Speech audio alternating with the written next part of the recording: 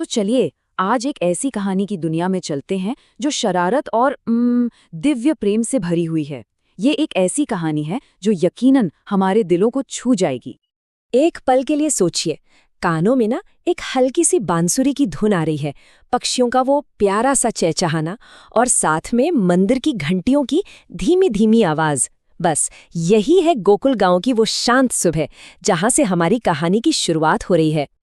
तो यहीं से शुरू होता है हमारी कहानी का पहला हिस्सा, गोकुल में एक शरारती सुबह। पता है, उस दिन गांव की हवा में ना कुछ तो अलग था, जैसे कोई नई सी ऊर्जा धीरे धीरे जाग रही हो। जरा नजारा तो देखिए, सूरज की किरणें खेतों पर कैसे चमक रही हैं, गायें आराम से रंभा रही हैं और यशोदा मैया अपने आंगन में दही मथने में लगी हैं। है ना, एकदम शांत सुकून भरा माहौल। लेकिन इस शांति के बीच भी गोकुल में आज फिर से शरारत की एक महक फैल रही थी। और वो क्यों? क्योंकि नन्हे कन्हैया की आंखों में आज एक नई चमक थी, एक नई शरारत। और बस यहीं से हमारी कहानी का असली मजा शुरू होता है। तो अब दोस्तों के बीच का एक छोटा मोटा खेल एक बड़ी मजेदार योजना में बदलने वाला है। तो चलिए देखते हैं कि आखिर ये योजना है क्या।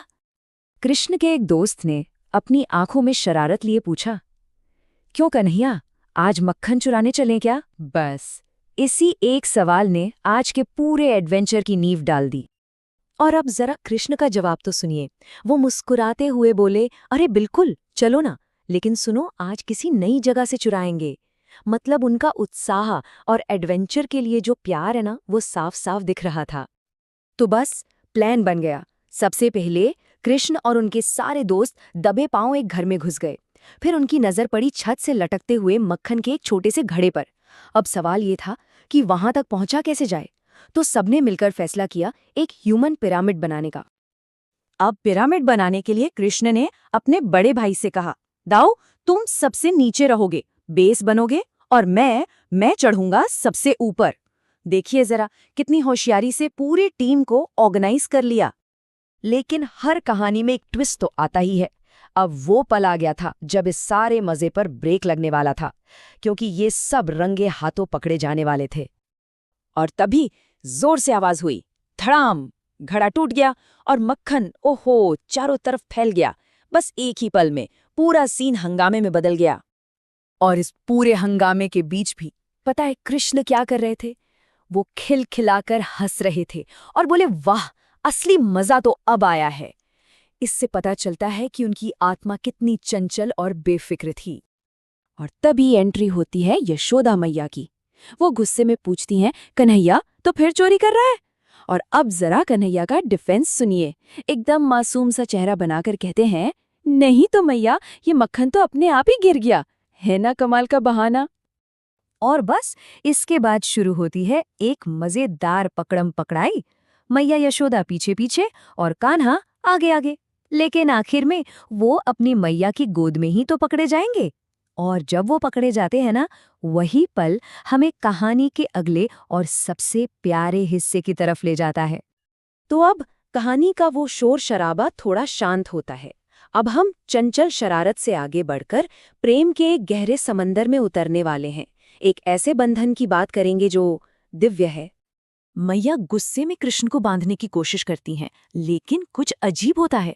हर बार रस्सी 2 उंगली छोटी पड़ जाती है। ये कोई मामूली रस्सी नहीं थी, इसके पीछे एक बहुत गहरा मतलब छिपा था। तो मतलब क्या है इसका? मतलब ये है कि जो खुद प्रेम का सागर हो, उसे किसी रस्सी से, किसी भी भौतिक बंधन से नहीं बांधा जा सकता। कृष्ण को अगर कोई बांध सकता है तो वो सिर्फ और सिर्फ प्रेम की डोरी है, कोई मामूली रस्सी नहीं।